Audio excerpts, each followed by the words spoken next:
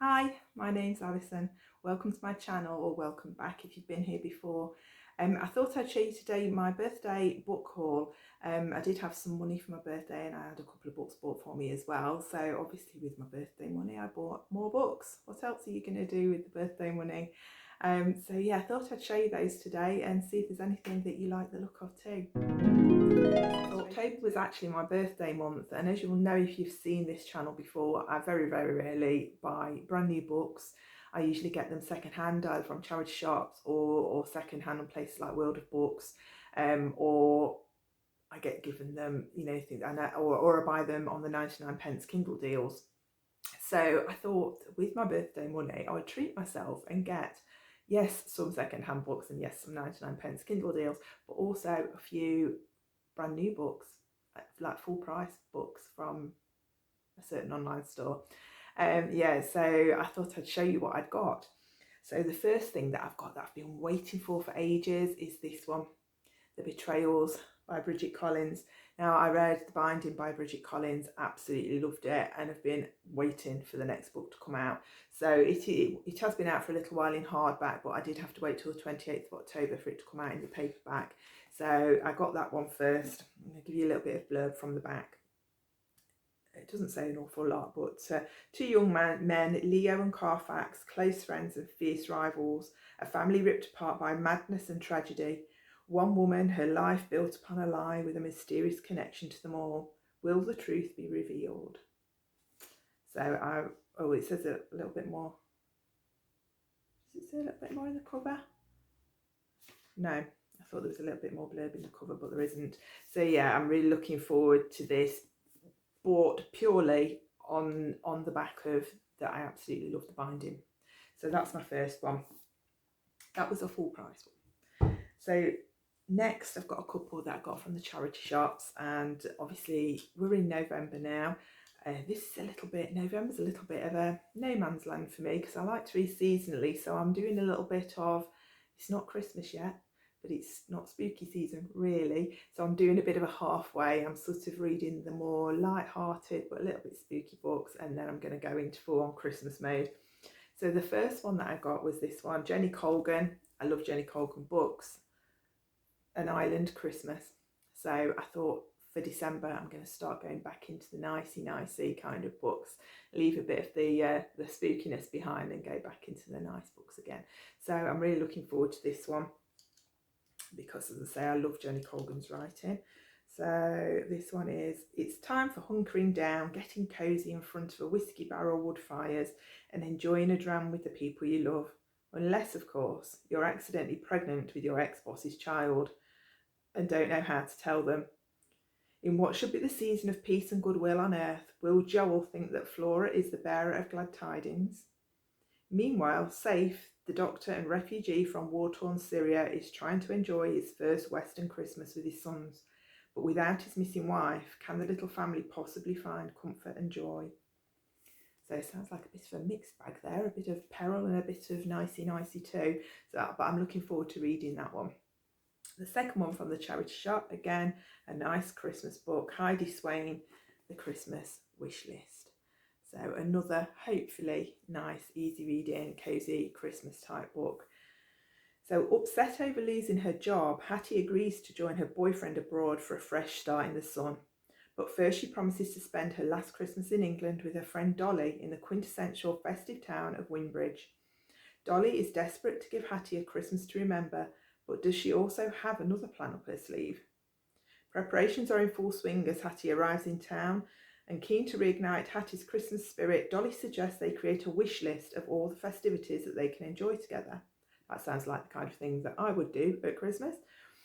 Reluctant at first to open her heart to the season, as Hattie and Dolly work through the list with the help of the charming local Beamish, Hattie finds her frosty exterior is starting to thaw. As Winbridge prepares for its most spectacular Christmas yet, will Hattie leave snowy England behind for life in the summer clime, or will she realise that her heart's desire lies much closer to home? So again, another lovely little festive book. So the next one on the list is one that I've been wanting for ages, and I am unashamedly a fan of Twilight. I absolutely loved the books, I loved the movies, and so I wanted to get this one, Midnight Sun. So my mum actually got me this one for my birthday, Stephanie Meyer, Midnight Sun. It's quite a hefty book, it's got to be said, but it is kind of the next one in the Twilight series, and I think it's from Edward's perspective, if I remember rightly. So when Edward Cullen and Bella Swan meet in Twilight, an iconic love story was born, but until now fans have only heard Bella's side of the story. At last, readers can experience Edward's version in the long-awaited companion novel, Midnight Sun. So absolutely dying to read this, probably going to be after Christmas now in all honesty, because I've got my lovely Christmas reads to read, but it's going to take a while because I am quite slow, so it's a bit of a hefty book, but really looking forward to that one. Next one, just bending down here to get it. In fact, I'll pick the others up while I'm there. So this one I've seen all over YouTube, and it was a recommendation. So Kelly Barnhill, The Girl Who Drank the Moon. So this, I've seen lots of people describe this book, and it sounds beautiful. It is a middle grade book. There's magic in starlight, of course. This is well known. Moonlight, however, this is a different story. Moonlight is magic. Ask anyone you like. Every year, the people of the Protectorate, maybe I should have looked at that word before we started. I think it says Protectorate, leave a baby as a sacrifice to the witch who lives in the forest. But the witch Zan is a kind one. She rescues the children and delivers them to welcoming families on the other side of the forest, nourishing the babies with starlight on their journey. But one year, Zan accidentally feeds a baby moonlight instead of starlight, filling the ordinary child with this extraordinary magic. Zan decides that she must raise this girl, who she calls Luna, as her own. As Luna's 30th birthday approaches, her magic begins to emerge with dangerous and thrilling consequences. So again, really looking forward to this one. Was hoping to get around to it, round about now, but I've got such a list of books. I really could do with probably not buying many more books for a little while. But yeah, can't wait to get hold of this one. The next one is a book that I ummed and ahed about. I watched Shadow and Bone on Netflix. I have not read the books, but I watched Shadow and Bone on Netflix, and while I liked it and it was okay, it wasn't as gripping as I expected it to be. But I've heard that apparently this part of the series is better. So The Six of Crows. So I thought I'd read the book of The Six of Crows. Again, it's a little bit thick. So the Grishaverse, part of the Grishaverse series. I think it's a duology. I think there's another one, the Crooked Kingdom.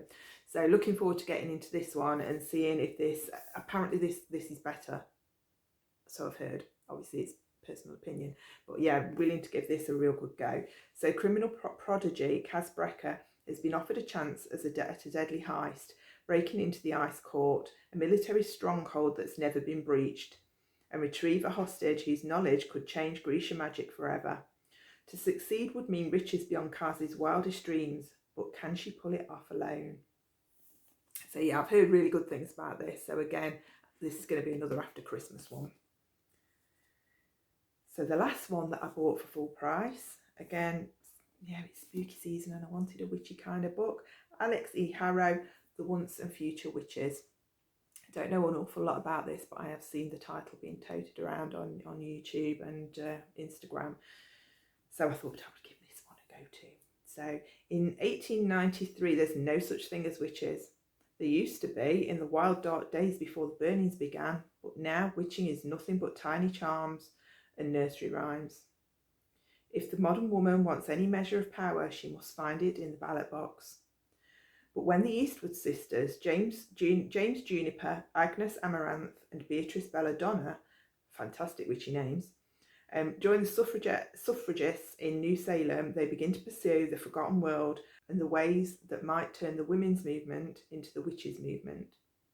Stalked by shadows and sickness, hunted by forces that will not suffer a witch to vote, and perhaps not even to live, the sisters will need to delve into the oldest magic, draw new alliances, and heal the bond between them if they want to survive. There's no such thing as witches, but there will be. So yeah, another thickish one too. So yeah, I can't wait to give that one a go. The next few are books that I've got on my Kindle that I've managed to pick up in 99p deals over the last couple of months. Now, they were 99p when I bought them, but obviously the deals change every month, so they may not be that now. So, do check that. If you're going to buy one, do check before you buy. So the first one is this one. Alice Hoffman, The Rules of Magic. You probably all know the story of Practical Magic. You'll probably know it from the movie. One of my absolute favourite movies. Absolutely love it. I did read Practical Magic last year and thought that I'll go through the rest of the series. So this one, The Rules of Magic, is the next one in that series, and it actually goes back to the lives of Jet, the aunts, Jet and Frances, as they were younger, when they first learned about magic themselves. So it says on the back, in this sparkling prequel, we meet the aunts from Practical Magic, sisters Frances and Jet, and Vincent, their brother. From the beginning, their mother Susanna knew they were unique. Franny with her skin as pale as milk and blood-red hair, who could commune with birds. Jet, as shy as she is beautiful, who knows what others are thinking. And Vincent, so charismatic that he was built for trouble. Susanna needed to set some rules of magic. No walking in the moonlight, no red shoes, no wearing black, no cats, no crows, no candles, and absolutely no books on magic. But the Owen siblings are desperate to uncover who they really are.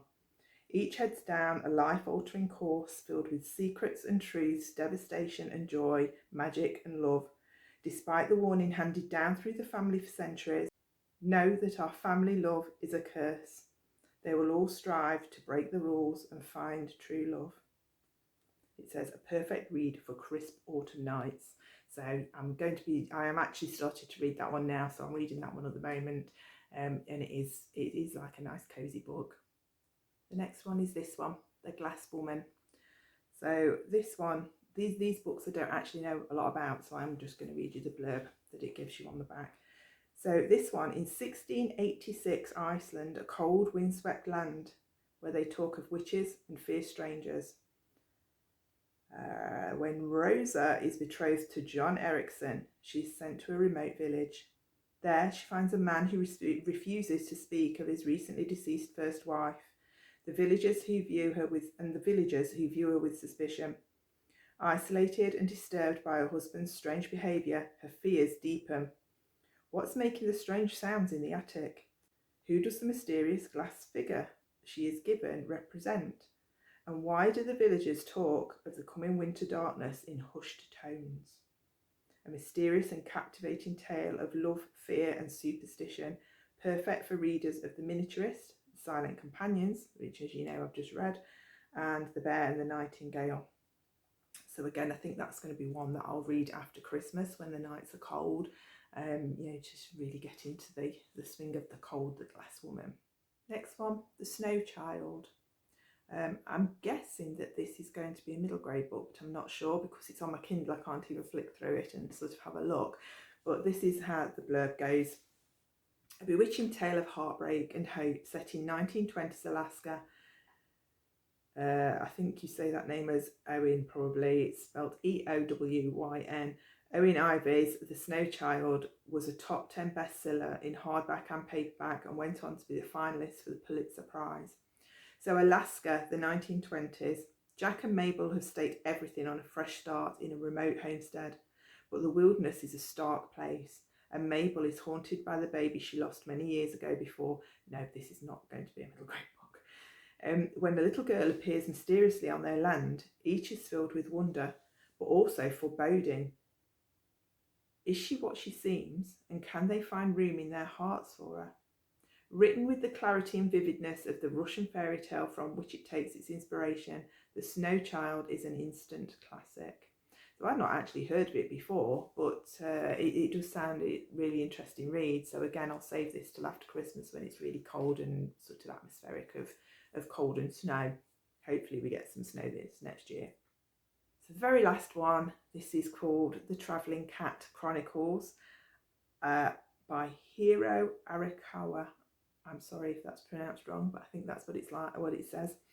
So yeah, we're cat lovers in this house. We've got a very pampered cat who thinks that she's human and obviously does rule our household. So I figured that I'd pick up this book. There's another book that I want as well. I think it's something to do with a cat being the keeper of stories or something. I will get later on.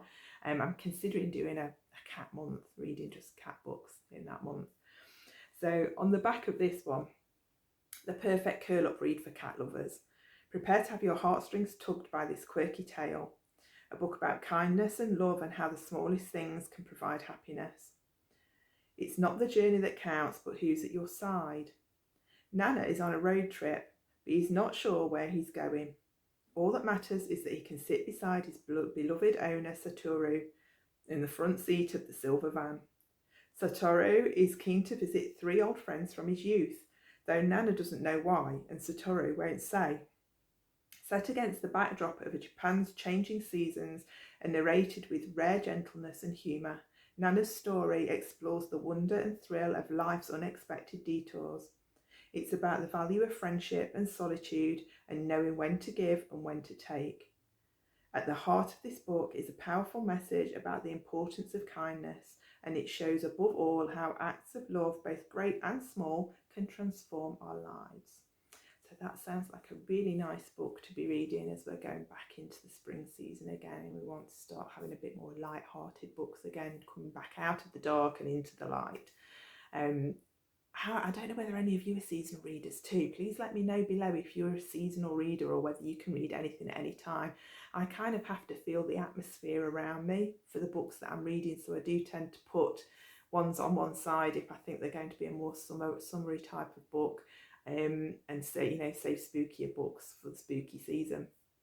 So that's all of the books that I got. Some of them, as I say, full price, a bit of a treat for me, and some of them were still bargain books. So I hope you enjoyed hearing about those and maybe found something you might like to read yourself. If you've read any of the books, as always, please do let me know down below, but please don't give me any spoilers. And I shall see you again next time. Thank you for being with me today. See you next time. Bye bye.